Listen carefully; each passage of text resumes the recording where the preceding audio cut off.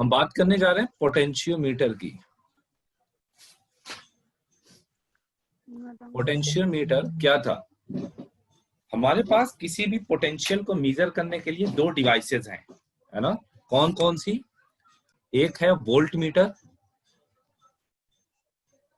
और एक है पोटेंशियोमीटर।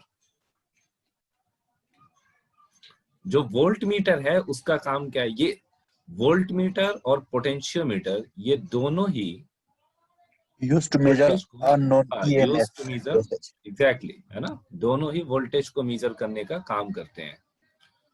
मगर हम वोल्ट मीटर और पोटेंशियोमीटर के बीच कैसे डिफरेंशिएट करेंगे कि हमारे लिए कौन सा इंस्ट्रूमेंट सुटेबल होगा? तो याद रखें कि जब भी हम किसी भी सर्किट में वोल्ट मीटर को कनेक्ट करते हैं, तो ये हमारा रहा वोल्ट मीटर और एक सर्किट हमने और ले ली जिसके अक्रॉस हमने पोटेंशियोमीटर को कनेक्ट कर दिया।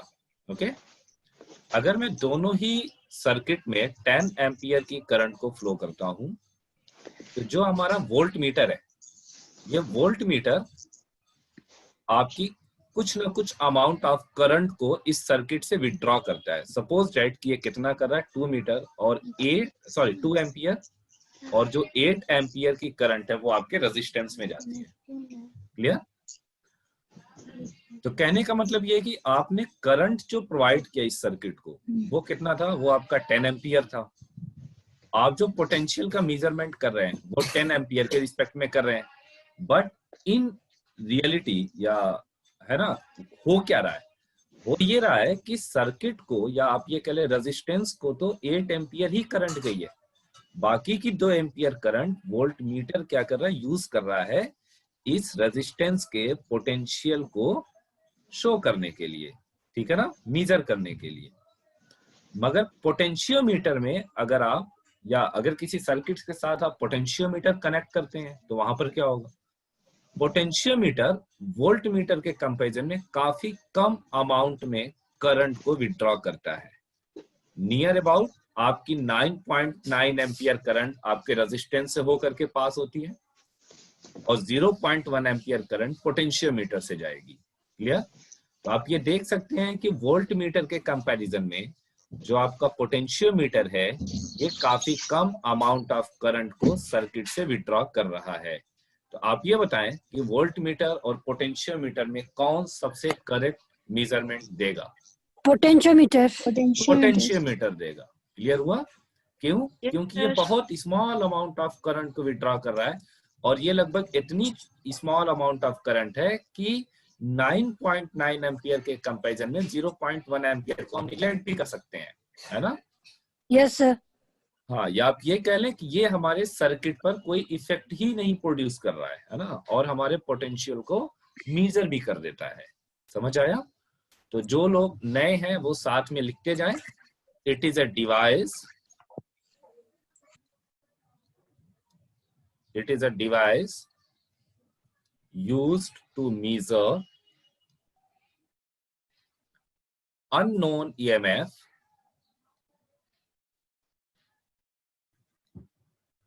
and internal resistance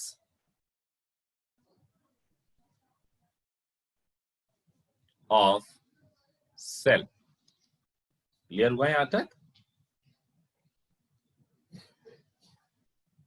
जो ये डिवाइस है वो क्या क्या काम कर रही है?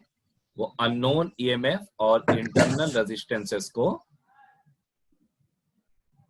मेजर करने का काम कर रही है। ठीक है, ये आपका बेस्ड होता है, it is based on the method of Null point.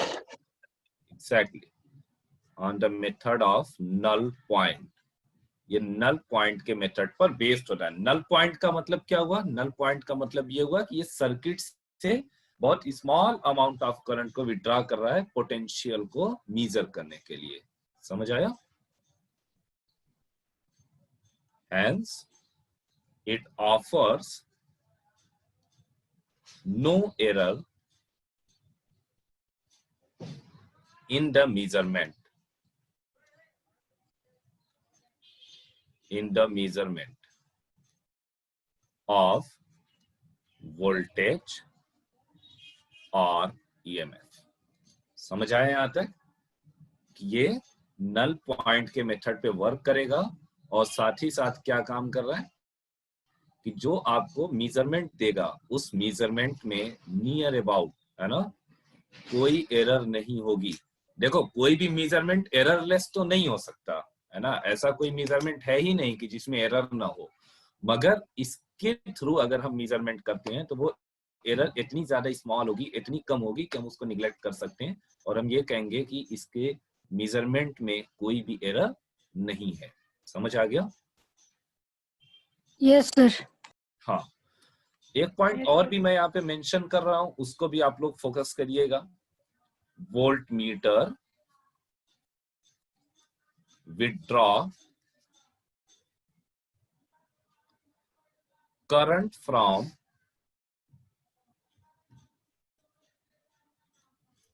The circuit hence it offers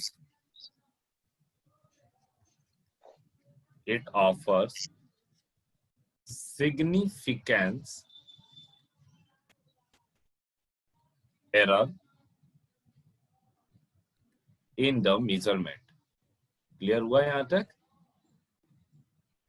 in the measurement of voltage. ये लाइन हमें ये बता रही है कि जब भी हम किसी भी सर्किट से वोल्ट मीटर को कनेक्ट करते हैं तो वहां पर हम क्या देखते हैं, वहां पर हम ये देखते हैं कि जो आपने करंट फ्लो किया था इससे कुछ अमाउंट ऑफ करंट ये वोल्ट मीटर भी विड्रॉ कर ले रहा है और इसमें नियरली 8 एम्पियर करंट ही जा रही थी आपकी, ठीक है।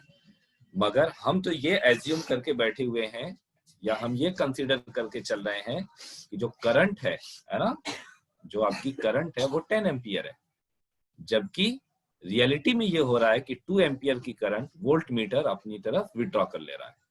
तो कहीं ना कहीं जो हम 10 एम्पियर मान के चल रहे हैं उसके रिस्पेक्ट में तो हमारी कैलकुलेशन नहीं आएगी, उसके रिस्पेक्ट में हमें कोई रीडिंग नहीं मिलेगी। हमें जो भी रीडिंग मिल रही है वो किसके रिस्पेक्ट में मिल रही है? 8 एम्पियर के रिस्पेक्ट में। तो हम क्या कहेंगे कि ये जो वैल्यू या जो भी मेजरमेंट हमें देगा या जो भी रीडिंग देगा उसमें कुछ थोड़ी बहुत क्या होती है? एरर होती है। समझ आया? Yes, sir. हाँ, अब हम बात करते हैं, आप लोग इसको कॉपी करें, उसके बाद हम नेक्स्ट पॉइंट पे आते हैं। प्रिंसिपल इसका फिर हम कंटिन्यू करेंगे। इसको कॉपी कर लें जो लोग न्यू हैं आज भाई।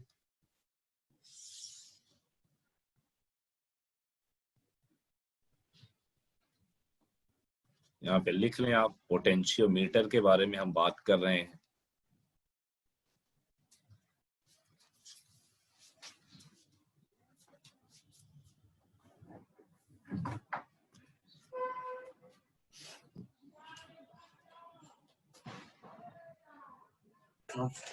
लिख लिया सर जी।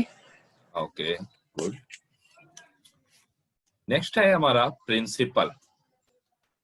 इसका प्रिंसिपल क्या है?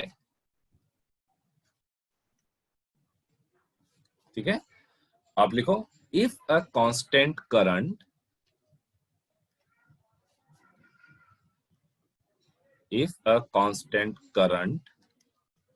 is flowing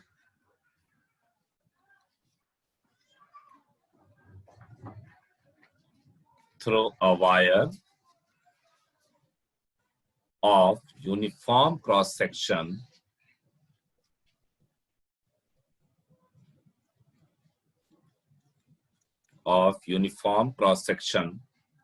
then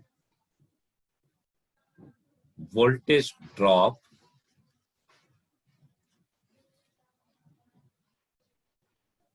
across any section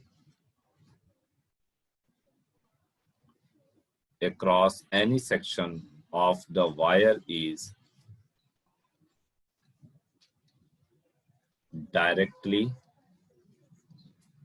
proportional to the length.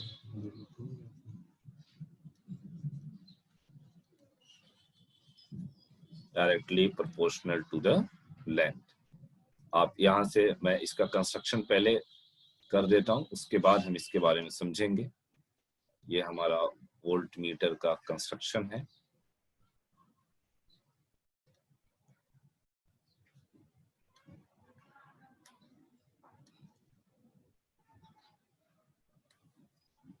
यहाँ से इसकी लेंथ जो है R है, सॉरी इस वायर का रेजिस्टेंस R है, और जो इसकी लेंथ है वो हमने L कंसीडर की हुई है। इस एंड को हमने A कंसीडर किया, इसको B कंसीडर किया। ये हमारा एक सोर्स है एनर्जी का, या आप इसको बैटरी कह सकते हैं, जिसको हम यहाँ पे ड्राइविंग सेल कह रहे हैं। ठीक है, ड्राइविंग सेल का मतलब यही सर्किट को एनर्जी प्रोवाइड करेगा। और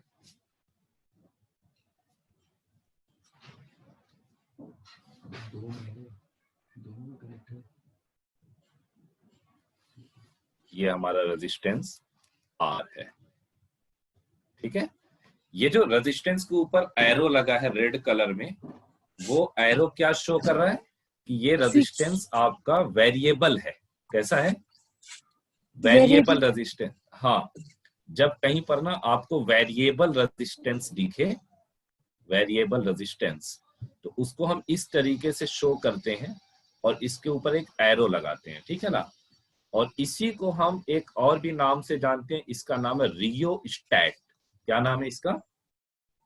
रियोस्टैट है। समझ आया? यस अब सर। आप देखें ये क्या काम कर रहा है कि अगर इस सर्किट के अंदर आप देखें, ये हमारा ड्राइविंग सेल है जिसका ईएमएफ जो है ई है। अगर एक ईएमएफ यहाँ से कनेक्टेड है, या एक बैटरी जिसका ईएमएफ ई है वो कनेक्टेड है, तो इसमें कुछ अमाउंट ऑफ करंट फ्लो होगी। और हम ये मान के चल रहे हैं कि इस सर्किट में जो फ्लो होने वाली करंट है वो कैसी है? वो कांस्टेंट करंट है। यहाँ पे लिखा हुआ है कि if a constant current is flowing through a wire of uniform cross section, ये जितना वायर इससे कनेक्टेड है, ये पूरा का पूरा वायर, इस पूरे के पूरे वायर की जो डायमीटर है, या आप ये कह लीजिए थिकनेस है, वो हर एक पोजीशन पर सेम होनी चाहिए। ठीक है ना, तभी आपका क्या होगा? क्रॉस सेक्शन भी यूनिफॉर्म होगा। तो इस केस में जो वोल्टेज ड्रॉप है across any section of the wire, मैंने वो सेक्शन ए और बी ले लिया। अगर मैं इस सेक्शन के अक्रॉस पोटेंशियल का डिफरेंस कैलकुलेट करूं, या पोटेंशियल डिफरेंस को वोल्टेज ड्रॉप भी कहते हैं, तो उस केस में जो वोल्टेज ड्रॉप होगा वो डायरेक्टली प्रोपोर्शनल होगा किसके? लेंथ ऑफ द वायर के। क्लियर हुआ? Yes sir. वायर की लेंथ के डायरेक्टली प्रोपोर्शनल होगा। कोई इशू यहां तक? No sir. अब हम बात करते हैं इसकी थियरी क्या कहती है।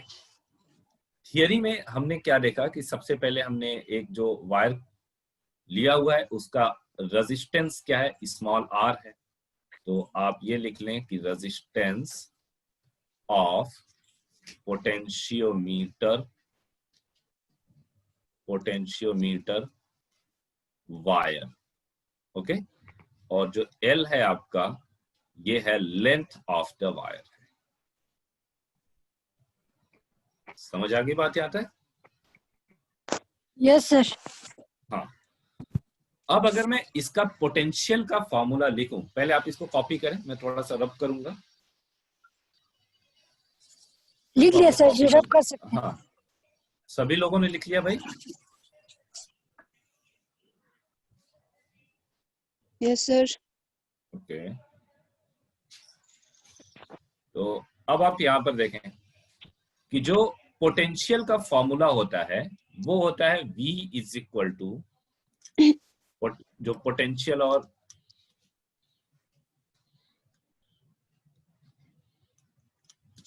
सॉरी एक मिनट, पेन मैटर कर रहा है।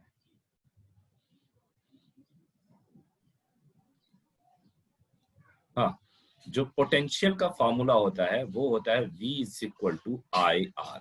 आप लोगों को पता है? Sir yes sir. या अगर EMF है तो हम V की पोजीशन पर E ले लेंगे, यहाँ पर आएगा I इंटू R।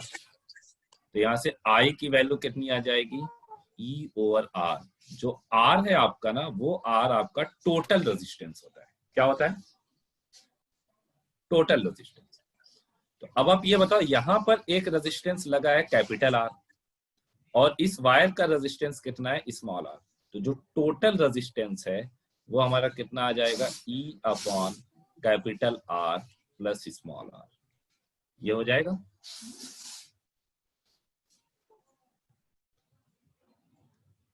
ये समझ आ रहा है यहाँ तक? Yes, sir. Okay, good. ये तो हमारा करंट की वैल्यू आई है। अब अगर हम नेक्स्ट पॉइंट पर आए कि जो पोटेंशियल का डिफरेंस है वो कितना होगा, उसको भी देखते हैं। अभी हमने सिर्फ करंट की वैल्यू को ही कैलकुलेट किया हुआ है। अब जो पोटेंशियल की वैल्यू है वो क्या होगी? पोटेंशियल डिफरेंस या वोल्टेज भी आप इसको कह सकते हैं, अक्रॉस पोटेंशियोमीटर वायर इज, हम बात कर रहे हैं ए और बी के बीच की वायर के, तो हमारा जो पोटेंशियोमीटर जो मेजर करेगा वो ए बी लिखेंगे इसको यहाँ पे, is equal to I into R. यहां से आई की वैल्यू आप प्लेस करें, अभी अभी हमने कैलकुलेट किया है, E E over upon R R plus plus R. Into R. R. यहाँ से जो आपका पोटेंशियल डिफरेंस आया वो वी ए बी आ गया, E over R plus R into R. समझ आ गया यहाँ तक? Yes, ये sir. पोटेंशियल का डिफरेंस आया ए और बी के बीच में। Okay, Yes, sir. हाँ, आप इसको ड्रॉ करें।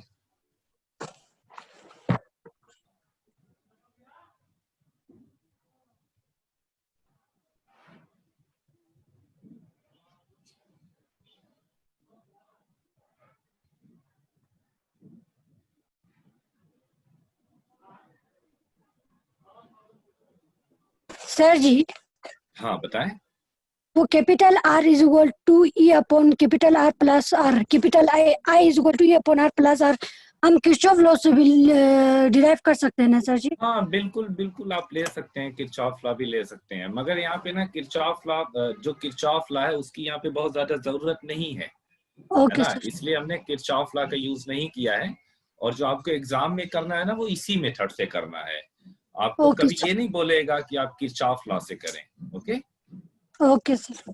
हाँ, इसी मेथड से हम नॉर्मली स्कूल में जो एग्जाम होते हैं या आपके जो बोर्ड एग्जाम होंगे उसमें हम इसी मेथड से सॉल्व करेंगे। Okay sir.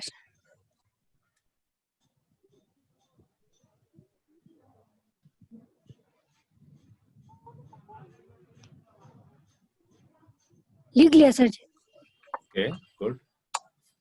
अब बात करते हैं, ये तो हमारा दोनों के बीच का जो पॉइंट ए और पॉइंट बी उनके बीच का पोटेंशियल डिफरेंस आ गया। अब हम बात करते हैं, एक टर्म इसमें और भी आता है, कभी कभी पूछ लिया जाता है, पोटेंशियल ग्रेडियंट। क्या नाम होता है उसका? Potential gradient. ये भी इसी का पार्ट है, ठीक है ना।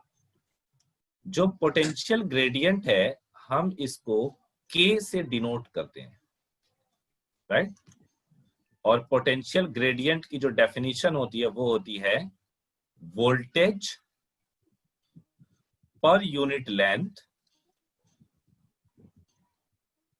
Of potentiometer wire. क्लियर हुआ? पोटेंशियोमीटर वायर के लिए पर यूनिट लेंथ में जितना वोल्टेज होता है वो पोटेंशियल ग्रेडियंट कहा जाता है। क्लियर हुआ? Yes sir. तो अगर हम इसका फॉर्मूला देखें तो वोल्टेज पर यूनिट लेंथ कह रहा है, वोल्टेज पर यूनिट लेंथ का मतलब वो V अपॉन L की बात की जा रही है ना? Yes sir.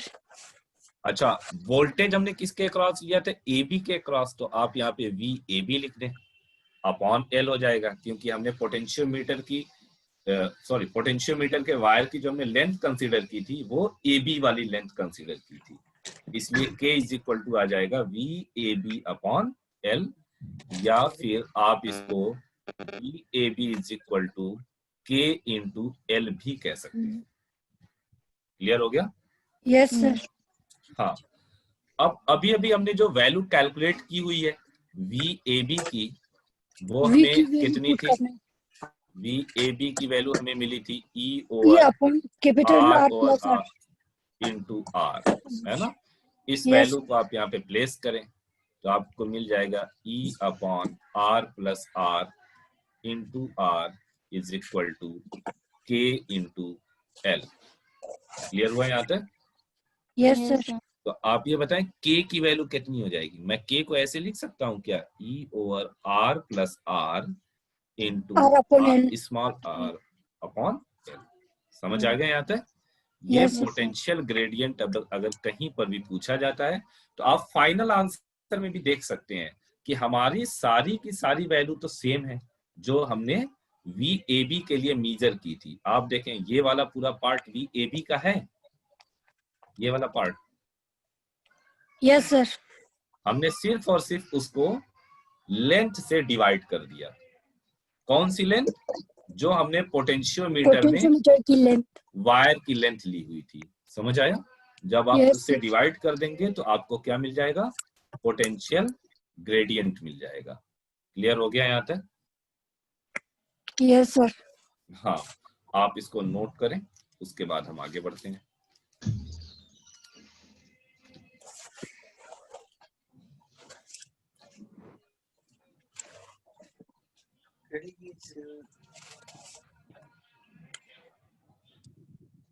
Done, sir जी।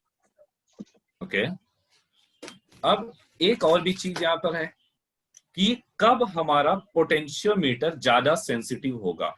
ठीक है ना? तो ग्रेडियंट का मतलब पता है आपको क्या होता है मैथमेटिकली? ये आपका tan थीटा होता है। पता है या नहीं है?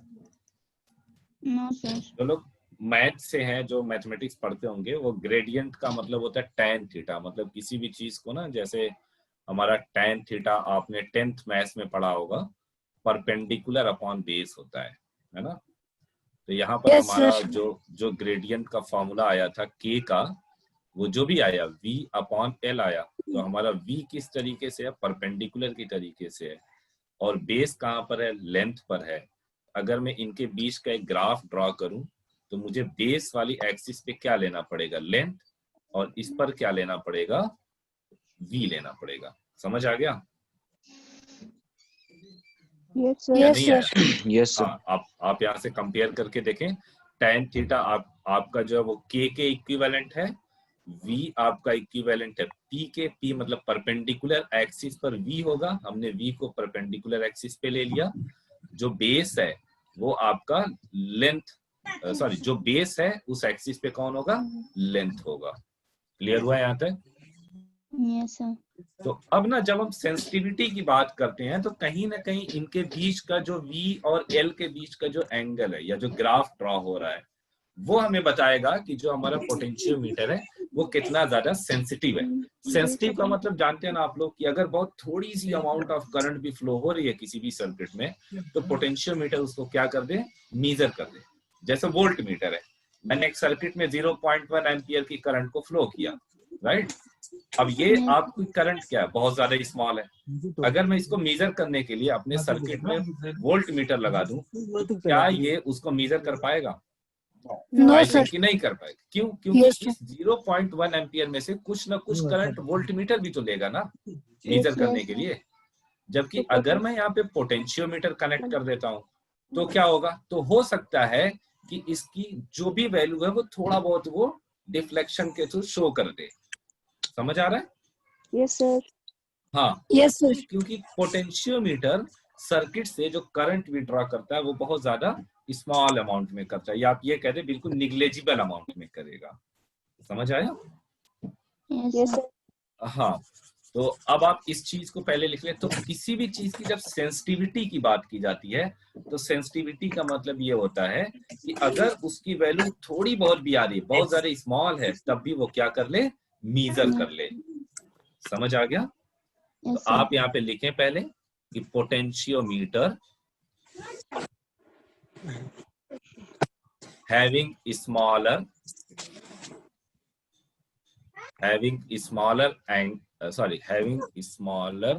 value of gradient,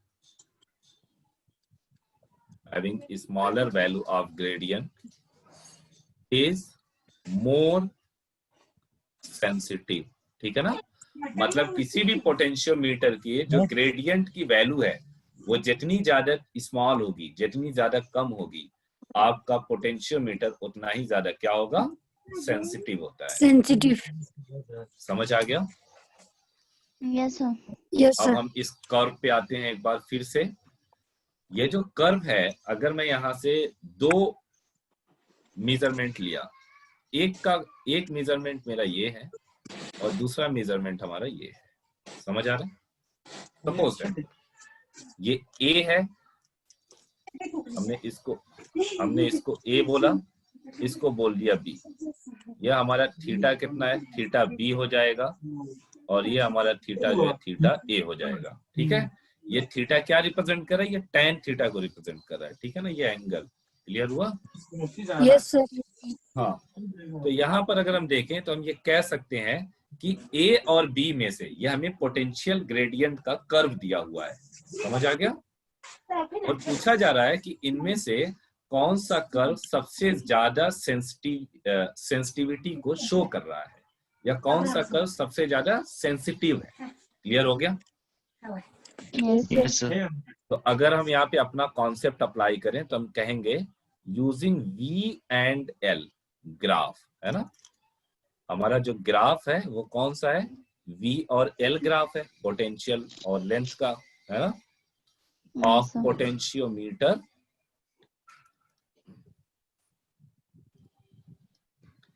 A and B.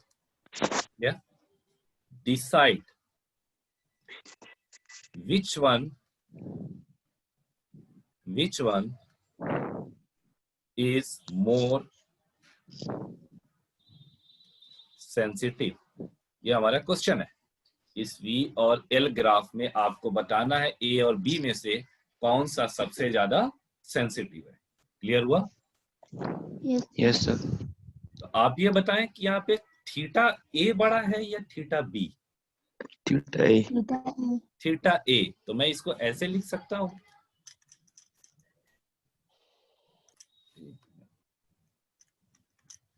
Work नहीं कर रहा है। हाँ, अगर हम इसमें बात करें तो हमारा थीटा ए क्या है, ग्रेटर है, तो हम ये लिखेंगे कि theta A is greater than theta B. समझ आया? Yes, sir. Yes sir. जब आप इस थीटा की वैल्यू को tan थीटा के साथ अप्लाई करेंगे तो आपको क्या मिलेगा, हमें मिलेगा कि tan थीटा थीटा ए भी ग्रेटर होगा किससे, tan थीटा बी से। थीटा बी से। अच्छा, tan थीटा किसके इक्विवेलेंट है, पोटेंशियल ग्रेडियंट के ए के। तो जब tan थीटा सर ए जी। इज ग्रेटर देन, हाँ बताएं। सर जी, जितना एंगल ज्यादा होगा उतना सेंसिटिव होगा सर जी। हाँ बिल्कुल बिल्कुल, नहीं नहीं नहीं नहीं, ओके एक मिनट, होगा तो सर जी। आपका हाँ, जितना एंगल कम, यहाँ पे लिखा है ना, पोटेंशियोमीटर हैविंग कम होगा उतना sensitive होगा। सॉरी हैविंग स्मॉलर, यहाँ पे लिख लें आप लोग, ये मिस हो गया पॉइंट, हैविंग स्मॉलर वैल्यू। ठीक है, जो पोटेंशियोमीटर का जो ग्रेडियंट है वो जितना ज्यादा कम होगा वो उतना ही ज्यादा सेंसिटिव होगा।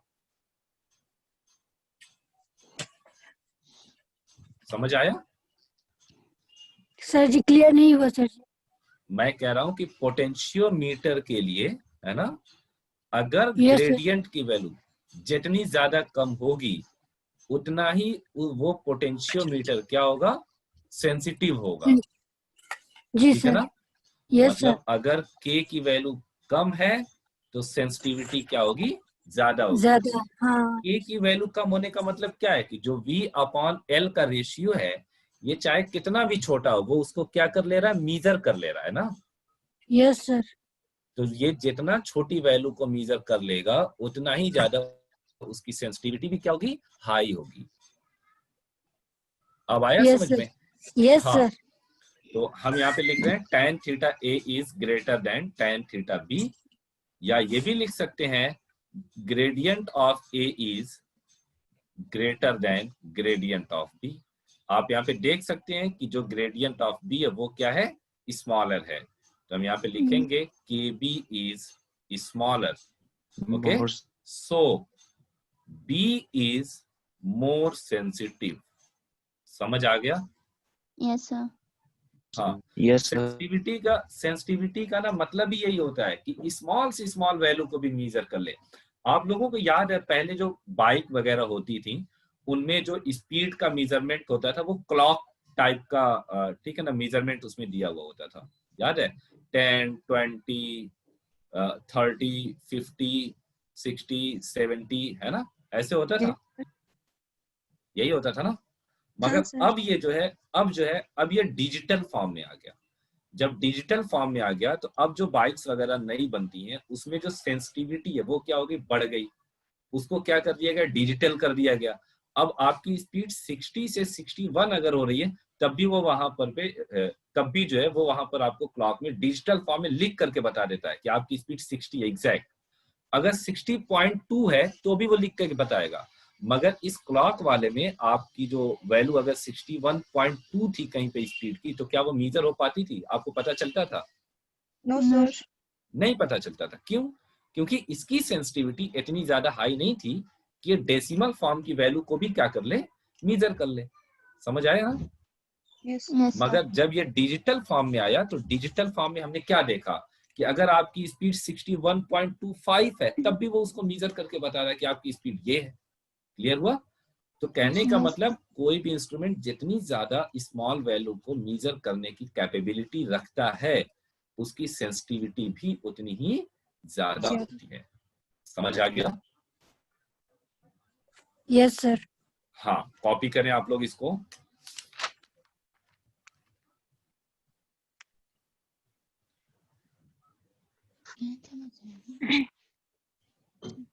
डन सर जी। ये तो पोटेंशियोमीटर हमारा फिनिश हुआ। क्लियर? अब एक क्वेश्चन हमारा है, बहुत ही अच्छा क्वेश्चन आपके शीट का है। कुछ लोगों को डिफरेंशिएशन और इंटीग्रेशन पता है या नहीं है? सभी लोग को? Yes sir. सब लोग को पता है भाई? आप लोग डिफरेंशिएशन Yes, और sir. इंटीग्रेशन करना जानते हैं? जी सर। आप लोग को मैक्सिमा और मिनिमा के बारे में पता है? Yes sir. जो लोग बायोलॉजी बैकग्राउंड के होंगे हो सकता है कि उनको ना पता हो, ठीक है ना? तो मैं इसको एक शॉर्ट वे में अभी मैं आपको समझा दूंगा कि मैक्सिमा क्या होता है और मिनिमा क्या होता है। भूल Clear गया हुआ? सर वो तो। हाँ, वो भूल गया ना, तो मैं अभी हाँ, याद सर। दिला देता हूँ। ठीक है, अभी आपको याद आ जाएगा। आप थोड़ा सा रुके, मैं जरा क्वेश्चन पेपर ओपन कर ओके लूं। सर।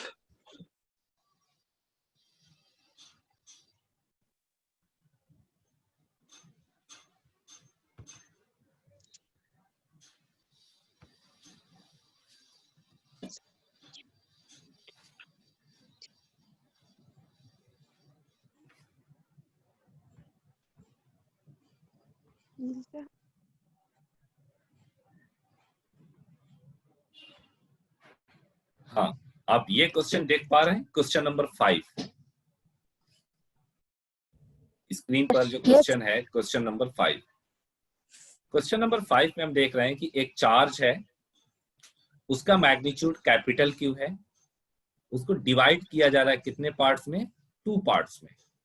एक पार्ट उसका क्यू कर दिया गया, मतलब कैपिटल क्यू था, इस कैपिटल क्यू को डिवाइड किया गया 2 पार्ट में।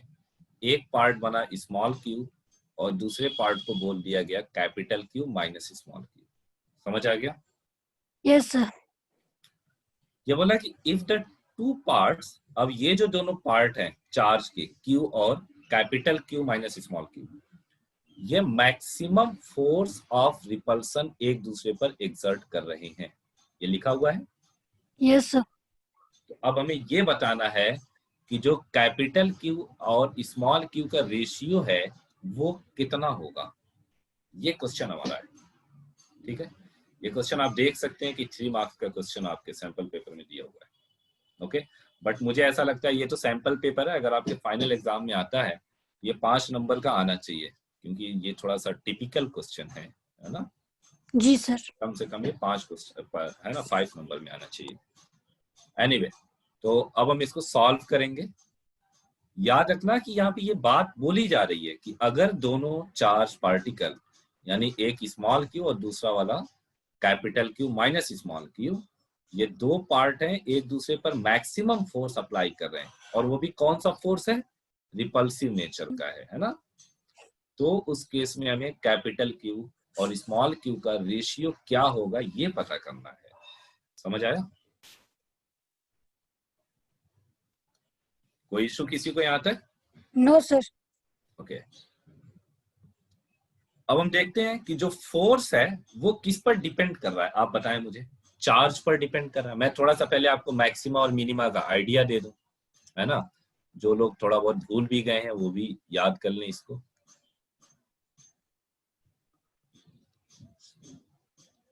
मैक्सिमा और मिनिमा,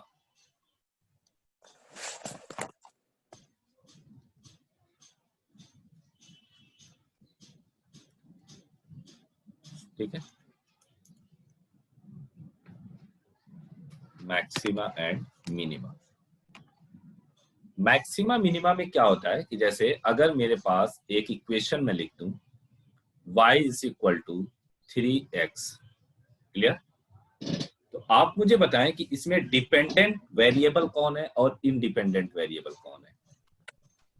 Y y क्या है भाई? डिपेंडेंट है या इंडिपेंडेंट? डिपेंडेंट है सर। y आपका डिपेंडेंट है, ओके। और x क्या है? इंडिपेंडेंट। इंडिपेंडेंट है। समझ आ गया यहाँ तक? ठीक है। तो कोई भी वैल्यू अपनी मैक्सिमम वैल्यू तक कब पहुंचेगी, या वो कौन सी कंडीशन होगी जिसके थ्रू हम ये पता लगाएंगे कि वैल्यू अपनी मैक्सिमम पोजीशन पर है या उसकी वैल्यू मैक्सिमम है या मिनिमम है। ठीक है। मैक्सिमा इसके रिस्पेक्ट में आप देखिएगा y is equal to 3x के रिस्पेक्ट में value of x for which y is maximum. Clear? तो मैक्सिमा की डेफिनेशन क्या है? आप x की वो वैल्यू रखें कि जिस वैल्यू पर आपका y क्या हो जाए? मैक्सिमम हो जाए। समझ आ रहा है? मेरी बात समझ में आ रही है? जैसे Yes, अगर sir. मैंने x की जगह पे 1 रख दिया, आप इधर समझे, अगर मैं x को 1 कंसीडर कर लिया, तो जब आप 3 इंटू एक्स के तो फिर जब आप 3x में x की जगह पर 1 लेंगे तो कितना आएगा? y की वैल्यू 3 आएगी। जब मैं x की वैल्यू 2 ले लूंगा तो y कितना आएगा? 6 आ जाएगा। ठीक है। x की वैल्यू 3 लेने पे y कितना आएगा? 9। 9. और x 4 लेने पर y कितना आएगा? 12 आएगा। तो कहने का मतलब Yes. जो y की वैल्यू है वो किस पर डिपेंड कर रही है? x पर डिपेंड कर रही है ना। Yes, sir. जबकि x किसी पर डिपेंड नहीं कर रहा है। x किसी पर डिपेंड कर रहा है? No, नहीं sir. कर रहा है। इसीलिए तो हमने x को इंडिपेंडेंट बोला है। समझ आया? Yes, sir. और y बताओ किसी पर डिपेंड कर रहा है? Yes, sir. हाँ, X. किस पर? x पर कर रहा है। X पर. इसलिए आपका y क्या है? डिपेंडेंट है। क्लियर हुआ? Yes, sir. तो इसका मतलब y की वैल्यू क्या होगी ये कौन बताएगा? ये x के थ्रू डिसाइड की जाएगी, है ना, कि हमने जी, x की वैल्यू क्या ली है। अब आप सपोज दैट कि आप x की वैल्यू कुछ इस तरह ले लें कि आपका y मैक्सिमम हो जाए, मतलब उससे ज्यादा y होने का चांस ही ना बचे। तो उस केस में जो ये x की वैल्यू आप देख रहे हैं ना, value of x for which y is maximum, तो इस केस को हम क्या कहेंगे? मैक्सिमा कहते हैं। क्लियर हुआ? Yes, sir. Yes, sir. हाँ। और मिनिमा कब कहेंगे इसको? मिनिमा फिर से वही डेफिनेशन आती है, value of x for which y is minimum. समझ आ गया मैक्सिमम और मिनिमा का मतलब? Yes, sir. Yes, sir. अच्छा, अब देखें जब कोई भी वैल्यू मिनिमम होती है ना, तो जो उसका डबल डिफरेंशिएशन होता है ना, डबल डिफरेंशिएशन, जैसे d2 over dt square of x, ये वैल्यू हमेशा किसमें होगी? निगेटिव में होती है। किसमें होगी? Negative. निगेटिव में होगी। ये क्या है? ये मिनिमा की, सॉरी, ये मैक्सिमा की कंडीशन है। क्लियर हुआ? सबसे पहले आप एक बार डिफरेंशिएट करेंगे किसी भी चीज को, उसके बाद क्या करेंगे, दोबारा डिफरेंशिएट करेंगे। अगर आपने इस चीज को नहीं देखा है तो मैं आपको दिखा देता हूं। पहले आप लोगों ने 11th में वेलोसिटी का फार्मूला पढ़ा था कि rate of change of position, ये पढ़ा है या नहीं पढ़ा है? Yes sir. पढ़ा है ना? अच्छा, Yes, sir. एक्सेलरेशन क्या होता है? Rate एक्सेलरेशन of change होता of है rate velocity. Of change of velocity, पढ़ा होगा Velocity. आपने। Yes sir. अगर मैं वेलोसिटी की जगह पे ये वैल्यू ला करके रख दूं तो मुझे क्या मिलेगा बताओ? D square d x upon D T square. ऐसा कुछ मिलेगा। Yes sir. तो यहां से जब मैं इसको सॉल्व करूंगा तो मुझे क्या मिलेगा? d2 over dt square of x। समझ आया? Yes sir. तो मतलब मैं ये कह सकता हूं कि एक्सेलरेशन हम कैसे पा सकते हैं, या तो दो बार ये d2 पढ़ेंगे आप, कभी इसको ना d स्क्वायर नहीं पढ़ेंगे। समझ आया? क्या यस पढ़ेंगे? सर। d2। D2। जैसे मैं एक चीज और बताऊं, ये क्या लिखा हुआ है? 1/2 लिखा है ना? Yes, sir. ये क्या है? ये 1/2 है। अच्छा, अगर मैं लिखता हूं d dt, इसका मतलब क्या है बताओ? ये d अपॉन dt है या d dt है?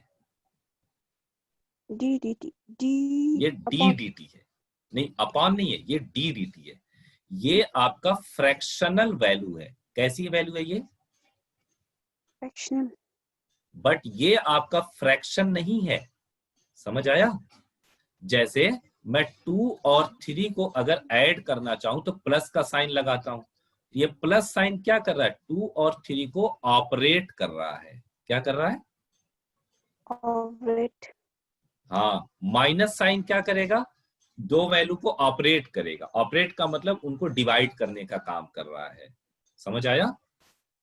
Yes, sir. यस इसी सर। तरीके से प्लस, माइनस, मल्टीप्लिकेशन और डिवीजन के जो साइन है, ये सारे के सारे क्या होते हैं बताओ मुझे? ऑपरेटर होते हैं ना? अच्छा, इंटीग्रेशन का ऑपरेटर क्या होता है? ये होता है, आपने देखा है? Yes, sir. Yes sir. Yes sir. तो इसी तरीके से जो डिफरेंशिएशन है उसका ऑपरेटर ये होता है। ये फ्रैक्शन नहीं, ये ऑपरेटर है। क्लियर हुआ? Yes sir. इसलिए sir. आप कभी भी इसको d अपॉन dt नहीं कहेंगे।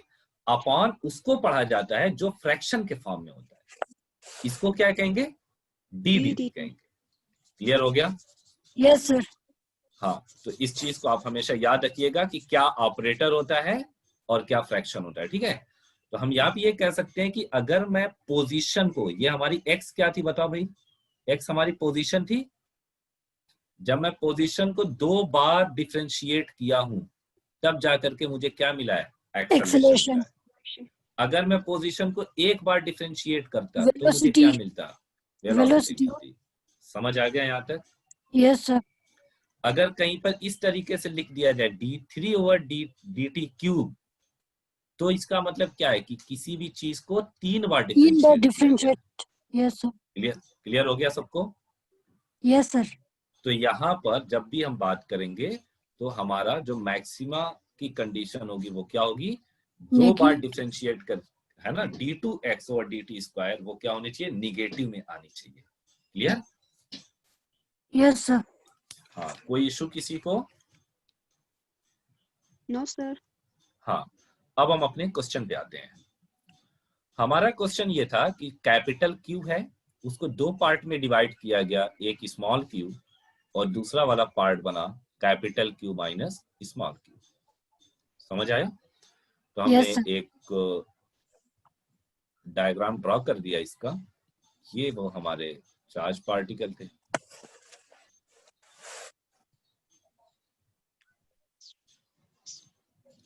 यहाँ पर हमने जो चार्ज दिया है वो स्मॉल क्यू है और यहाँ पर जो चार्ज दिया है वो capital Q minus small Q है। क्लियर हो गया भाई? Yes sir. अब यहाँ पे बोला जा रहा है कि इनको इस तरीके से सेपरेट किया गया या इतनी डिस्टेंस पे रखा गया तो इनका जो फोर्स है वो क्या हो रहा है? मैक्सिमम हो रहा है। याद आ रहा है क्वेश्चन? Yes sir. तो आप ये बताओ, फोर्स का मैक्सिमम होना, यहाँ पर डिस्टेंस के बारे में कुछ कहा ही नहीं जा रहा है। आप ये बताओ जो फोर्स है वो किस पर डिपेंड कर रहा है? चार्ज की वैल्यू पे चार्ज डिपेंड पे। कर रहा है। Yes sir. समझ आ गया? तो हम ये कहेंगे कि यहाँ पर जो आपका चार्ज है वो फोर्स का फंक्शन है। क्या है? फंक्शन है फोर्स का। फोर्स का फंक्शन है। अब आप मुझे बताएं कि अगर इनके बीच का मैं फोर्स निकालूं तो मुझे क्या करना पड़ेगा? कूलम लॉ का यूज करना पड़ेगा। Yes sir. Coulomb law Q1 कहता है कि Q2 1 upon are upon, square. हाँ, एक चार्ज मेरा Q है और दूसरा है capital Q Q minus minus Q upon upon R R square. Square. मैंने इसके बीच की सेपरेशन को R ले लिया है, ठीक है? Okay sir. तो ये हमारा आ गया R स्क्वायर। अब बताएं यहाँ पर Y कौन है और X कौन है? वाई एफ है एंड Y एक्स हमारा क्यू है। Y हमारा F है, ठीक है? Yes sir. ये हमारा Y है और स्मॉल q क्या है? एक्स। X। Yes sir. समझ आ गया? Yes sir. अब जब भी हम डिफरेंशिएट इसको करने की कोशिश करेंगे तो वो कैसे करेंगे? पहले थोड़ा सा एक लाइन और हम इसको सॉल्व करते हैं पहले, उसके बाद आएंगे। तो हमारा F इज इक्वल टू हो जाएगा 1/4πε0। आप स्मॉल क्यू को अंदर मल्टीप्लाई करें तो आपको मिलेगा capital Q into small Q minus Q square over R square. ये मिल जाएगा? Yes, sir. जी सर। हाँ। अब क्या करेंगे? अब फोर्स को हमें डिफरेंशिएट करना है किसके रिस्पेक्ट में? चार्ज के रिस्पेक्ट में। चार्ज के रिस्पेक्ट में। फोर्स चार्ज का ही फंक्शन है। Yes sir. हम यहाँ पे लिखेंगे कि differentiate F with respect to charge Q।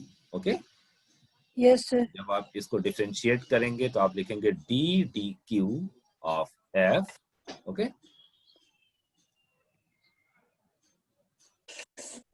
ये हो जाएगा 1/4 बाहर आएगा सर। πε0। हाँ, ब्रैकेट ले लिया हमने इसको। Yes sir. तो ये हमारा, अच्छा आर स्क्वायर भी मैं बाहर ले लेता हूँ, ठीक है ना? जी सर। आर स्क्वायर कांस्टेंट है को भी पूरा। मैं बाहर भी ले लेता हूँ क्योंकि आर तो यहाँ पर वेरिएबल है ही नहीं। जो वेरिएबल उसका काम, वेरिएबल तो हमारा चार्ज। कैपिटल क्यू को भी बाहर। नहीं, कैपिटल क्यू को भी आप बाहर ले सकते हैं, कोई प्रॉब्लम नहीं है। बट चूंकि एक ही के साथ है ना तो आप कॉमन कैसे लेंगे इसको? है यस ना? सर। Yes sir. आप यहाँ पे लिखेंगे D D Q of, okay, bracket में क्या आ जाएगा भाई बता दो मुझे? ब्रैकेट में क्या आएगा? Capital Q into small Q. समझ आए? Yes sir. हाँ, माइनस इसको भी आप डिफरेंशिएट करेंगे डी डी क्यू ऑफ, तो यहाँ पर कितना आएगा? कैपिटल क्यू का स्क्वायर। समझ आ गया यहाँ तक? Yes sir. अब आप इसको डिफरेंशिएट करें। जब आप इस पार्ट को डिफरेंशिएट करेंगे तो आपको क्या मिलेगा? इधर देखना आप, Q D D Q of capital Q capital into Q small into Q. Q small Q. तो आपका डिफरेंशिएशन किसके रिस्पेक्ट में हो रहा है? स्मॉल क्यू के रिस्पेक्ट में। तो कैपिटल क्यू बाहर आ जाएगा, ये आ जाएगा D D Q of Q. जब ऐसा करेंगे तो आपको सिर्फ और सिर्फ क्या मिलेगा? क्यू इंटू 1 मतलब क्यू मिला। क्लियर हुआ? हाँ यस सर। Yes sir. तो हम मैं यहाँ पे फिर डायरेक्ट लिख दूं या आप लोग को कॉपी करना है साइड वाली चीज? डायरेक्ट लिख सकते हैं सर। अच्छा, डायरेक्ट लिख दूं। आप लोग ना साइड में अभी मैं टाइम दे दूंगा आपको, ठीक है, लिखने के लिए। 4πε0 आर स्क्वायर, यहाँ पर हमें मिल गया कैपिटल क्यू इंटू 1 माइनस। अब आप बताएं जब हम डिफरेंशिएशन करेंगे D D Q of Q square का तो आपको क्या मिलेगा? 2q मिल जाएगा। ये पता है सबको 2q कैसे आएगा? ओके गुड, ये आपको मिल गया 2q। ओके, अब आप ना इसको दोनों साइड आप कॉपी कर लेना, ठीक है, ताकि आपको पता चले डिफरेंशिएशन कैसे किया गया है, ठीक है ना? आप इसको कॉपी कर। ये हमारा क्वेश्चन नंबर 5 था।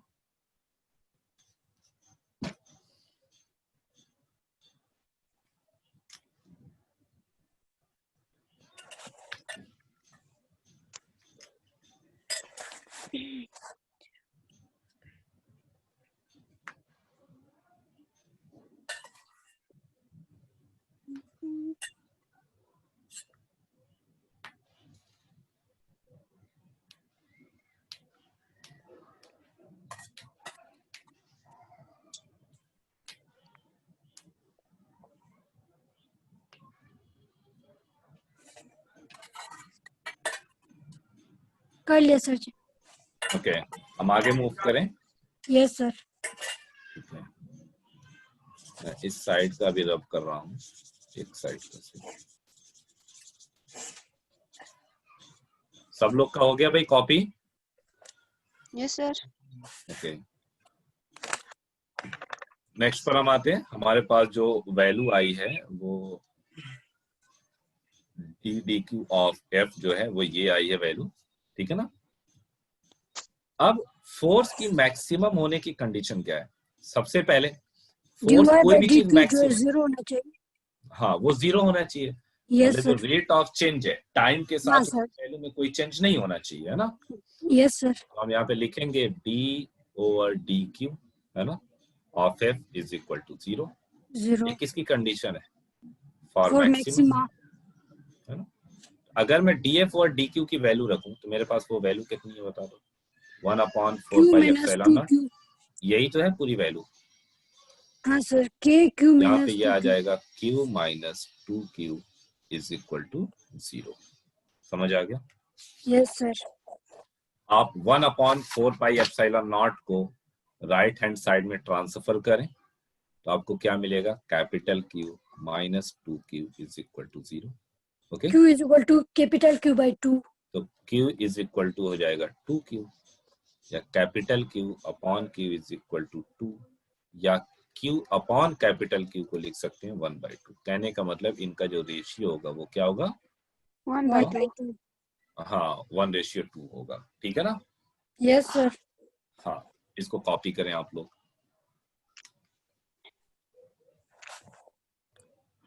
Sir.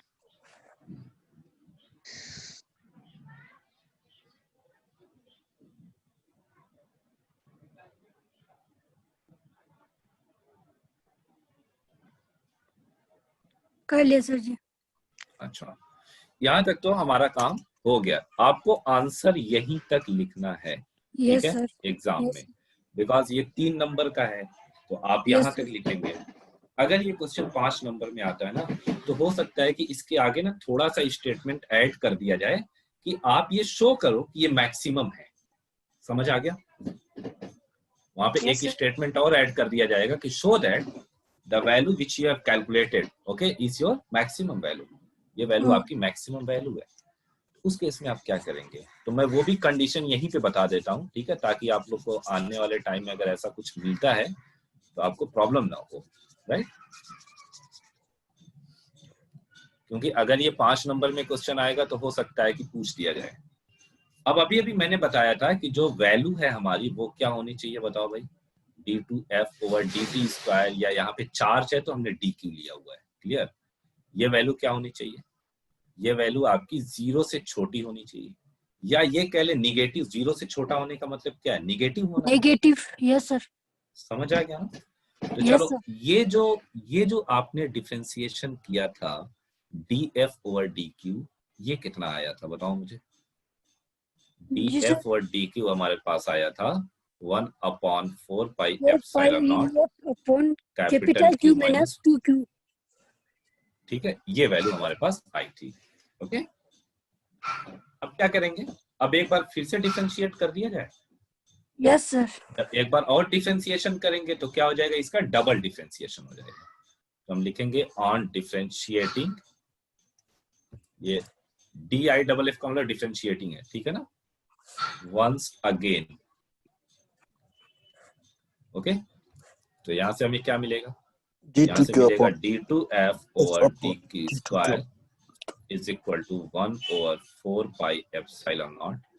यहाँ पर हम लिखेंगे dq of capital Q minus 2 बाहर में कर लेता हूँ, 2 तो कांस्टेंट है, yes sir. dq of small q। समझ आ गया? यहाँ तक समझ आ गया? मतलब ये सर जी पता चलना वो चाहिए। हाँ बताए। डी क्यू स्क्वायर वाला वो स्मॉल क्यू होना चाहिए ना सर? नहीं नहीं नहीं नहीं, ये टोटल तो हमारा कैपिटल Q से ही आ रहा है ना। आप देखें यहाँ से, ये कैपिटल हाँ Q ही यस तो सर। था। Yes sir.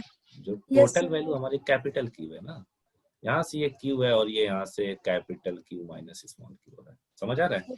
Yes sir. इसलिए जो, हाँ, इसलिए हमने यहाँ पे कैपिटल Q लिखा है, यहाँ पे स्मॉल q लिखा हुआ है, ठीक है। अब क्या करेंगे बताओ मुझे, डिफरेंशिएट कर दिया जाए, यस सर। ये हो जाएगा 1/4 पाई एप्सिलॉन नॉट। आप ये बताओ इसका डिफरेंशिएशन क्या होगा? 0 0। क्यों? क्योंकि ये कांस्टेंट है, कैपिटल क्यू है। कैपिटल क्यू कांस्टेंट है सर। हाँ, और ये कांस्टेंट है तो यहाँ पे हमें मिल जाएगा 0। गुड। माइनस यहाँ पे 1 क्या हो मिला? जाएगा, 2। 1 2 और डी क्यू ऑफ क्यू कितना हो जाएगा? 1। 1। Yes sir. तो हमें कितना मिला? 1/4 पाई एप्सिलॉन नॉट इंटू -2 मिल गया। यही तो यस मिलेगा। सर। आप देखें यहाँ से, मैं थोड़ा सा राइट हैंड साइड में कर देता हूँ इसे।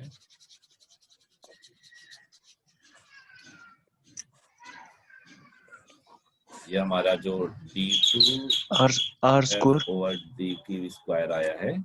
अच्छा r स्क्वायर, हाँ गुड, थैंक यू। मैं r स्क्वायर भूल ही रहा था यहाँ पे ना, r स्क्वायर, यहाँ पर भी r स्क्वायर है, ठीक है।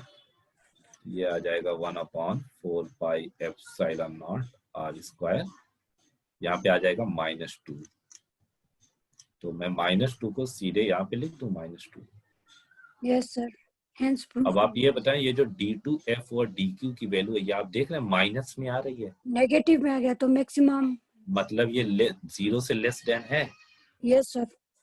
तो इसका मतलब हम कह सकते हैं कि at q is equal to capital Q by 2, your value of force या योर फोर्स, आपका जो फोर्स है दोनों चार्जेस के बीच का, वो क्या हो जाएगा? मैक्सिमम। मिल जाएगा। क्लियर हो गया? यस सर, क्लियर हो सर। इसको भी आप कॉपी कर लें।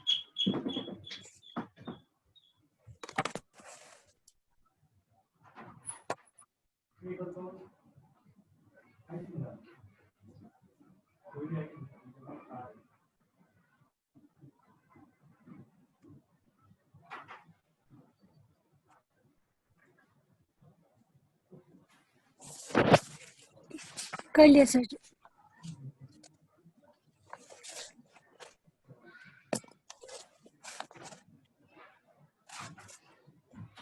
कॉपी हो गया सबका? Yes sir. Okay good. ये हमारा एक क्वेश्चन था। अब हम आते हैं कुछ और क्वेश्चन लेकर के। ये क्वेश्चन हमारा है, एक क्वेश्चन हम लेते हैं चैप्टर नंबर 4 से, मैग्नेटिज्म से, ठीक है। आज उसकी भी स्टार्टिंग कर देते हैं। हम धीरे धीरे ऐसे ही बढ़ते रहेंगे। हमारी क्लास 17 तक चलनी है ना, याद है सबको? पता है? No sir. नहीं था सर। अच्छा, आप लोग का एग्जाम कब से है, आप बता सकते हैं मुझे? पता नहीं है अभी तक। कंफर्म अभी नहीं है तक। सर। फिर भी कुछ आइडिया? 15, 17, 20 कुछ 20 आइडिया से है? आगे होगा। अच्छा 20 से होगा। हाँ हाँ, तो फिर जब तक ना हम आपके 12th का पूरा मोस्टली क्वेश्चन हम कवर कर लेंगे, ठीक है ना? ओके सर जी। सर जी मैथ्स और केमिस्ट्री, बायोलॉजी। अच्छा, मैथ, केमिस्ट्री और बायोलॉजी आपकी नहीं हो रही है? क्यों सर जी? मतलब मैं पूछ रहा हूँ, आप लोग की बायो, केमिस्ट्री और मैथ हो रही है? नहीं सर जी, नहीं हो रही। बायो हो रहा है ना सर जी शायद। बायो हो नहीं, रही है सर, अभी मैथ्स टाइम और केमिस्ट्री नहीं हो रहे सर जी। अच्छा, केमिस्ट्री का वो बाद में नहीं टाइम हो देंगे रहा बोल रही थी शायद। है। अच्छा अच्छा, तो ओके हो सकता है, मैं कुछ बता नहीं सकता क्योंकि ये तो इंस्टीट्यूट ही डिसाइड करेगा, ठीक है ना, मैनेजमेंट। ओके सर जी। हाँ, तो एक क्वेश्चन है हमारा, आप लोगों ने पढ़ा होगा लॉरेंज फोर्स, याद आ रहा है सबको? Yes sir. तो लॉरेंज फोर्स से हम स्टार्ट करते हैं, या हम ये भी कह सकते हैं कि जब कोई भी चार्ज पार्टिकल किसी भी मैग्नेटिक फील्ड के अंदर मोशन करता है तो मैग्नेटिक फील्ड उस पर एक फोर्स अप्लाई करती है। पता है आप सभी को? यस सर, अपोजिट डायरेक्शन में।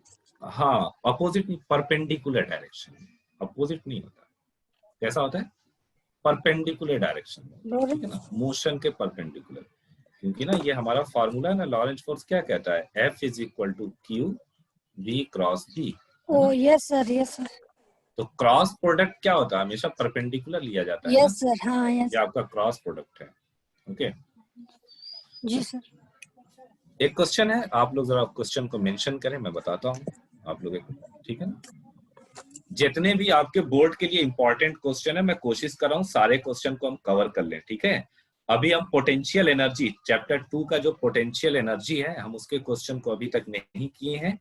और भी अभी हमने कैपेसिटर का जब डाइलेक्ट्रिक फिल कर दिया जाएगा तो क्या होगा, ये सारे क्वेश्चन हम नहीं किए। तो मैं एक साइड से सारे क्वेश्चन कोशिश कर रहा हूं कि आपको करवाता जाऊं, ठीक है ना। Okay sir, thank you sir. हाँ, आप लोग लिखे deduce the expression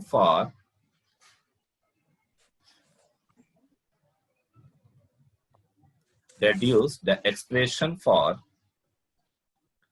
the frequency of revolution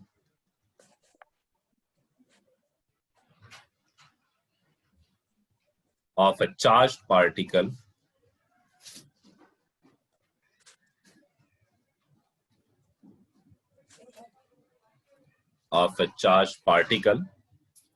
in a magnetic field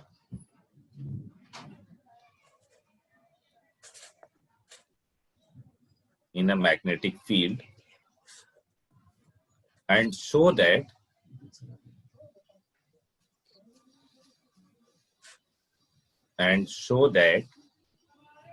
this is independent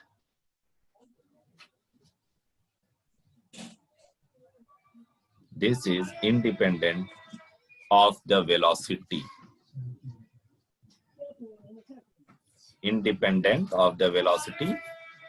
or energy of the particle. Okay आप लोग ये क्वेश्चन है, इसको कॉपी करें। लिख लिया सर जी।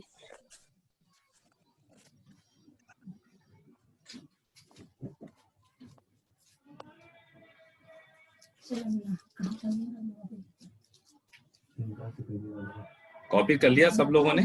यस सर जी।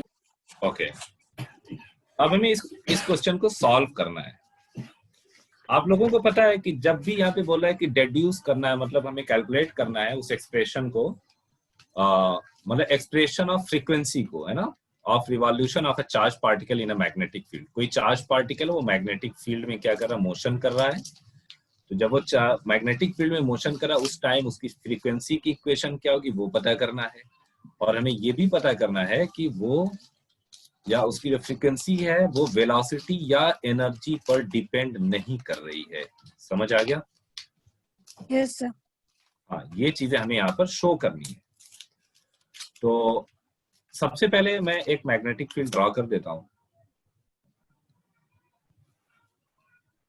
ये हमारा कोई चार्ज पार्टिकल है जो इस सर्कुलर पाथ पर मोशन कर रहा है ना, और ये आपकी यहाँ पर मैग्नेटिक फील्ड है।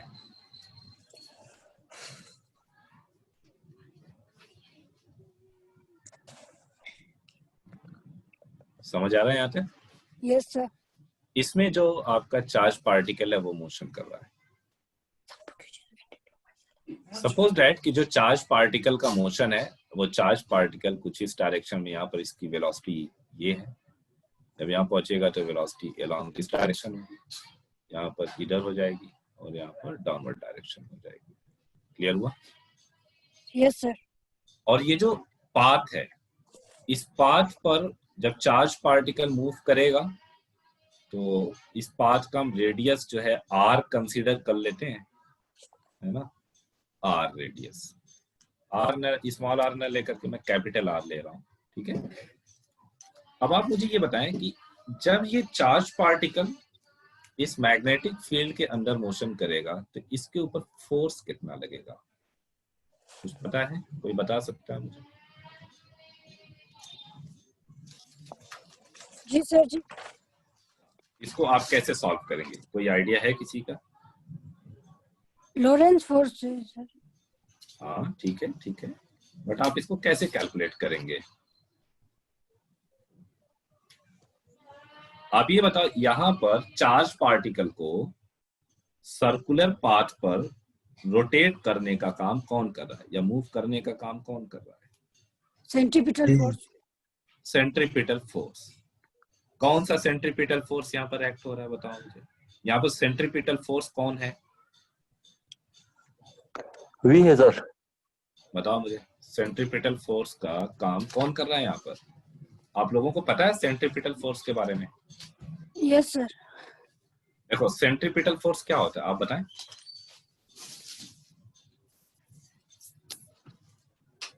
सेंट्रीपिटल फोर्स क्या है?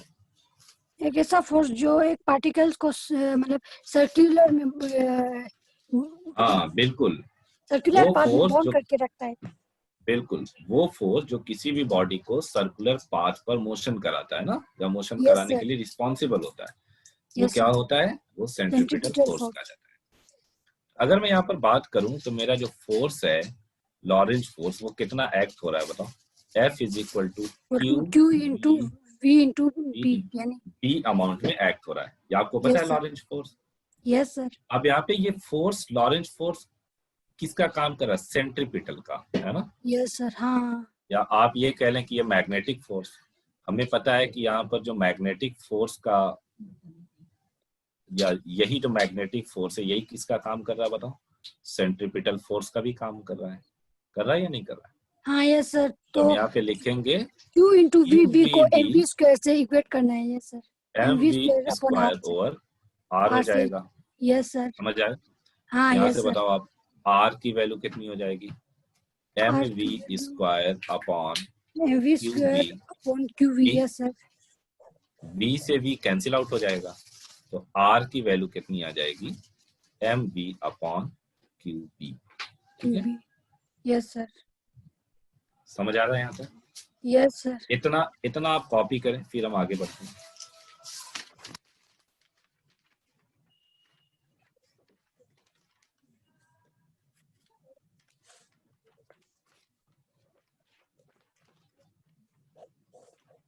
लिख लिया सर जी। हो गया यहाँ पे? Yes sir. अच्छा, अब आप मुझे ये बताएं कि r क्या है? r radius. Radius of path है ना? यस। रेडियस ऑफ पाथ है। m क्या है? Mass of mass of particle. Charge particle. Clear? Okay sir. Yes sir. v क्या है? Velocity of charge particle. Speed of charge particle. ठीक है ना? P2। Okay sir. हाँ, चार्ज पार्टिकल। b क्या है? Magnetic field. मैग्नेटिक फील्ड की strength है। क्लियर हो गया यहाँ तक? Yes sir. ये इसका मतलब है। अब आप मुझे ये बताएं कि अगर मैं चार्ज पार्टिकल की वेलोसिटी को बढ़ा दूं तो रेडियस पर क्या इफेक्ट आएगा? कोई इफेक्ट नहीं आएगा सर। बिल्कुल आएगा, क्योंकि आप देखें जो रेडियस है वो वेलोसिटी के डायरेक्टली प्रोपोर्शनल है। हाँ यस सर। अगर हम वेलोसिटी को इंक्रीज कर रहे हैं वेलोसिटी उसका को इंक्रीज रेडियस भी कर क्या कर रेडियस रहेगा? इंक्रीज होगा। Yes sir. इंक्रीज हो जाएगा। समझ आ गई बात? Yes sir.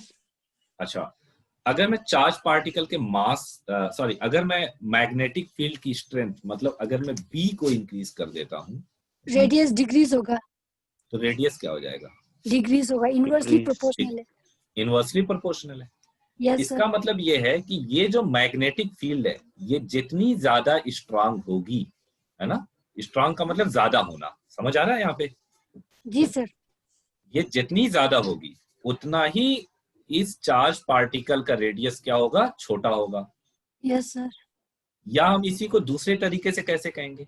हम ये भी कह सकते हैं कि मैग्नेटिक फील्ड की स्ट्रेंथ जितनी ज्यादा होगी, है ना, उतना रेडियस छोटा होगा। उतना ही चार्ज पार्टिकल का डिफ्लेक्शन ज्यादा होगा।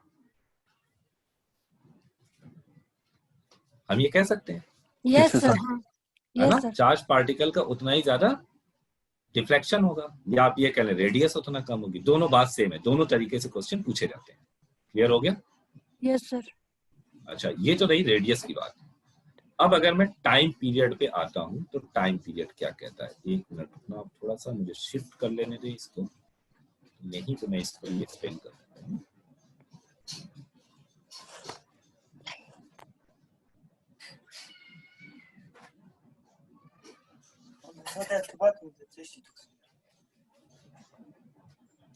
हाँ, अब हम बात करने जा रहे हैं किसकी? टाइम पीरियड की। Yes sir. आप लोग बताएं टाइम पीरियड क्या होता है, टाइम पीरियड का फॉर्मूला क्या होता है? 2 pi two by omega. Pi two pi r हाँ, अपॉन ऐसे देखें इसको। आपने पढ़ा है ना, velocity is equal to distance upon या displacement, speed is equal to distance upon time. Yes sir. तो टाइम इज इक्वल टू क्या हो जाएगा?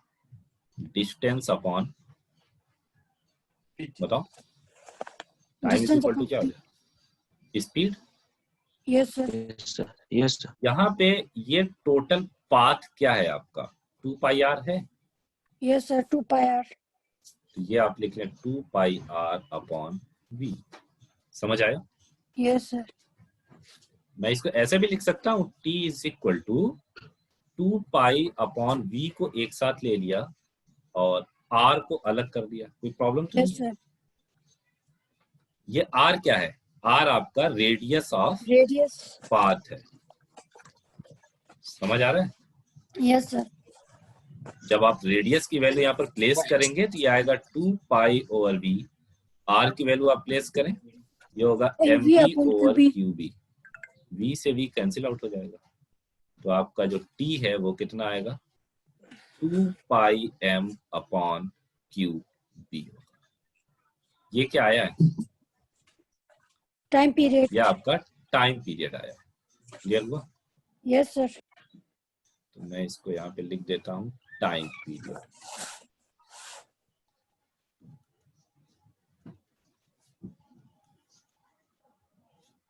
और यहाँ पर ये क्या था?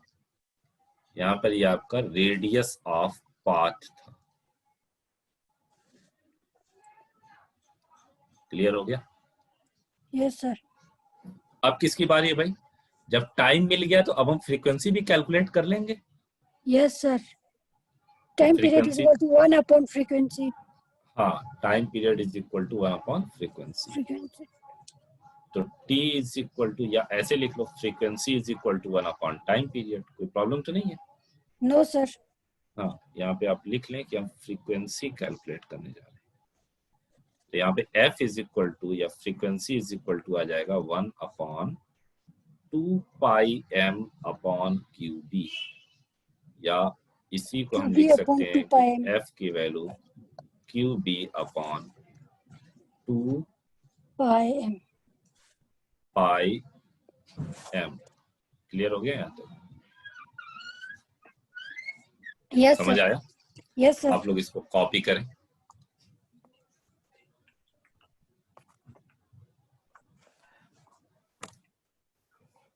कर लिया सर जी। सभी लोग कर लिए? Yes sir. कोई प्रॉब्लम तो नहीं है यहाँ पर? यहाँ तक किसी को कोई इशू? अगर किसी को यहाँ तक कोई भी कंफ्यूजन है तो वो बता दे, है ना? आगे बढ़े हम? Yes sir. अच्छा, अब यहाँ पर ये पूछा जा रहा है कि ये जो फ्रीक्वेंसी है, क्या ये वेलोसिटी या एनर्जी ऑफ द पार्टिकल पर डिपेंड कर रही है? जी सर। फ्रीक्वेंसी क्या ये डिपेंड कर रही है? No sir. एनर्जी नहीं कर रही है ना? No sir. ओके, तो आप लोग मुझे बताएं फ्रीक्वेंसी की वैल्यू क्या आई थी? क्यूबी अपॉन 2 पाई एम। क्यूबी अपॉन 2 पाई एम। हम यहाँ पे देख रहे हैं कि इस इक्वेशन में ना तो वेलोसिटी है, अगर वेलोसिटी होता तो वहां से काइनेटिक एनर्जी आती, याद है आपको? Yes sir. Yes sir. इसका मतलब वेलोसिटी नहीं है तो एनर्जी नहीं है ना? Yes sir. रेडियस मतलब डिस्टेंस भी नहीं है, डिस्टेंस होता तो हो सकता है पोटेंशियल एनर्जी के चांसेस थे, वो भी नहीं है, यस सर। है ना? और v अगर नहीं है तो एनर्जी भी नहीं है, साथ साथ वेलोसिटी भी नहीं है। तो कहने का मतलब इतना है कि हम ये कह सकते हैं अब क्लियरली, फ्रीक्वेंसी f, फ्रीक्वेंसी हमारी f, okay, is independent of energy, is independent of both velocity, या सीधे सीधे लिख लें v and r, Clear? Yes, sir. And is also independent of energy. Clear हो गया? Yes, sir. सॉल्व कर लें, इसको कॉपी कर लें आप लोग.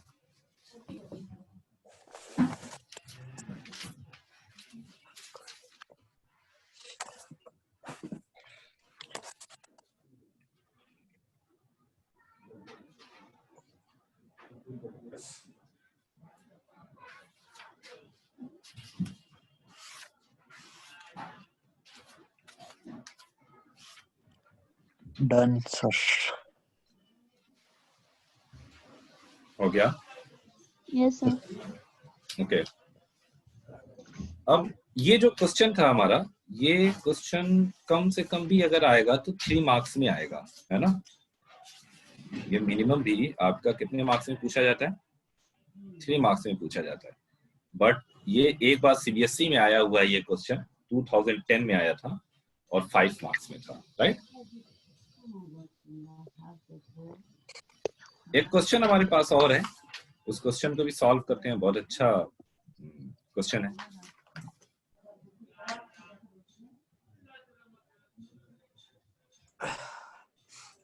आप लोग क्वेश्चन लिखें. A narrow beam of proton. Sir जी, हेलो. हाँ बताएं. हाँ बताएं. Hello hello.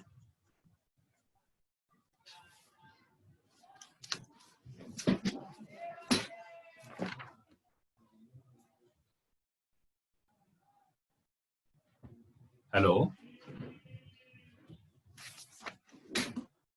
Hello hello.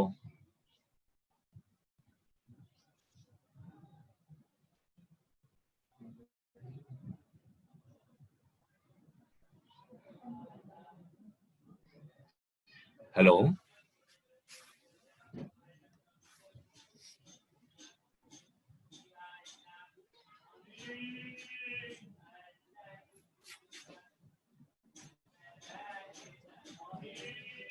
Hello hello. Yes sir. हाँ, आवाज जा रही है मेरी सबको? आ रही है सर जी. आ रहे सर. हेलो. हाँ गुड. ओके ओके ओके ठीक है. हाँ, ये क्वेश्चन हमारा, a narrow beam of proton and deuterons each having the same momentum, each having the same momentum, enters a region of uniform magnetic field. Uniform magnetic field directed perpendicular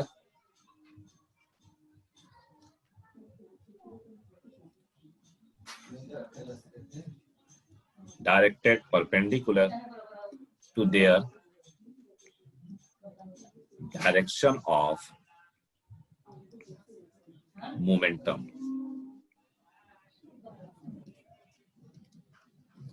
question में पूछा जा रहा है कि what would be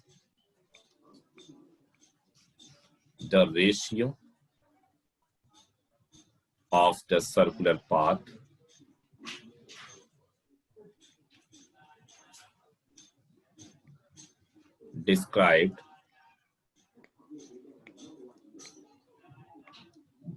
described by them. आप लोग question को copy करें.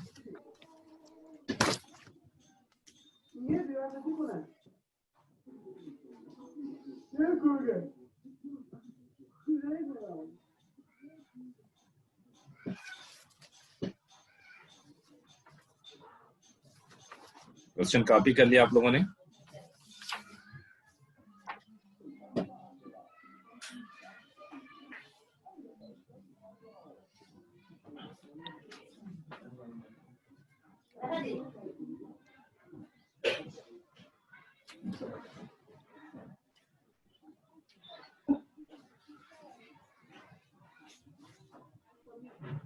Done, sir. Okay good. इस क्वेश्चन में ये बोला जा रहा है कि एक नैरो बीम ऑफ प्रोटॉन और न्यूट्रॉन्स हैं, ठीक है, each having the same momentum, दोनों का मोमेंटम सेम है और दोनों एक मैग्नेटिक फील्ड के रीजन में इंटर करते हैं और उनकी जो डायरेक्शन है वो मोमेंटम की जो डायरेक्शन है उनके वो मैग्नेटिक फील्ड की डायरेक्शन के परपेंडिकुलर है। तो अब हमें ये बताना है कि what would be the ratio of the circular path described bye them, उनके थ्रू जो सर्कुलर पाथ बनेगा किस पर, कहां पर, मैग्नेटिक फील्ड के अंदर, वो कैसा बनेगा। क्लियर, समझ आ रहा है यहां तक?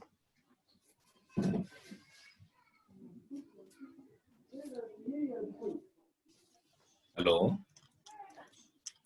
आप लोग को Yes. आवाज जा रही है मेरी? Yes, sir. Yes sir, yes sir. हाँ ठीक है ठीक है ठीक है। चले देखते हैं कि ये हमारा कोई एक मैग्नेटिक फील्ड का रीजन है और यहाँ पर हमने कुछ न्यूट्रॉन और प्रोटॉन दोनों को इंटर किया, ठीक है। इनके थ्रू जो सर्कुलर पाथ बनेगा वो कैसा होना चाहिए, मतलब उनका रेडियस क्या होगा। अगर मैं रेडियस की बात करूं तो रेडियस का फॉर्मूला होता है mv/qb। समझ आ रहा है यहाँ तक? Yes sir. अच्छा, यहाँ पर मास और वेलोसिटी एनर्जी के से बारे में, वेलोसिटी निकल, हाँ नहीं, मास और वेलोसिटी के बारे में कुछ भी नहीं कहा है, बल्कि यहाँ पे मोमेंटम बोल दिया है। आपको पता होना चाहिए मोमेंटम का फार्मूला होता है P = mv। ये mv आपका Yes, sir. मोमेंटम है, समझ आया? Yes sir. तो ये होगा P/qb। कोई इशू यहाँ तक? No, sir.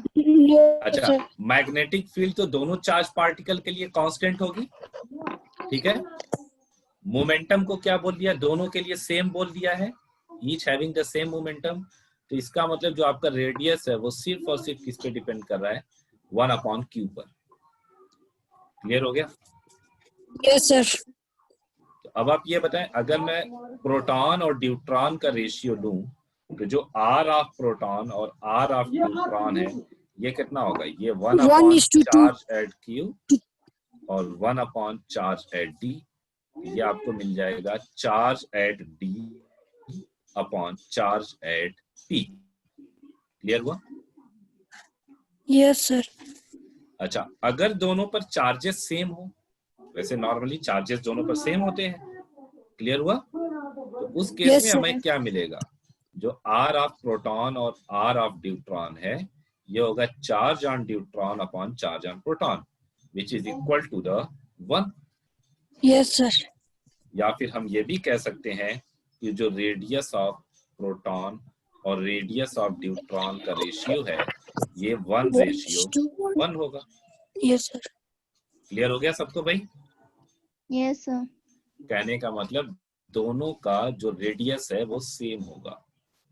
Okay, Yes, sir. हाँ कॉपी करें, ये 1 मार्क्स का क्वेश्चन था। 1 मार्क्स के क्वेश्चन ऐसे ही आते हैं, 2 मार्क्स में भी ये पूछा जा सकता है।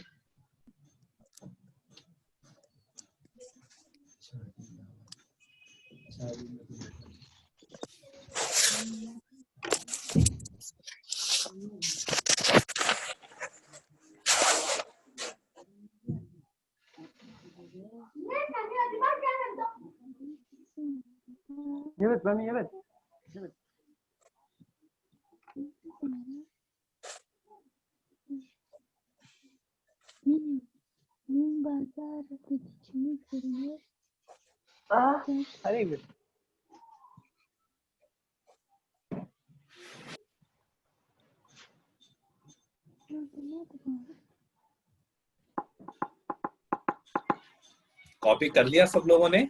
Yes sir. अच्छा गुड। चलो, तो आज हम मैग्नेटिज्म में भी इंटर कर लिए हैं, ठीक है। कल की क्लास भी मैग्नेटिज्म पर ही होगी और कुछ हम और भी इलेक्ट्रिसिटी के कुछ अच्छे क्वेश्चंस करने की कोशिश करेंगे। Okay okay sir. तो आज की क्लास हम यहीं पे फिनिश करते हैं, कल सेम टाइम पे एक बार फिर मिलेंगे। Okay okay sir, thank you sir. Okay, thank you.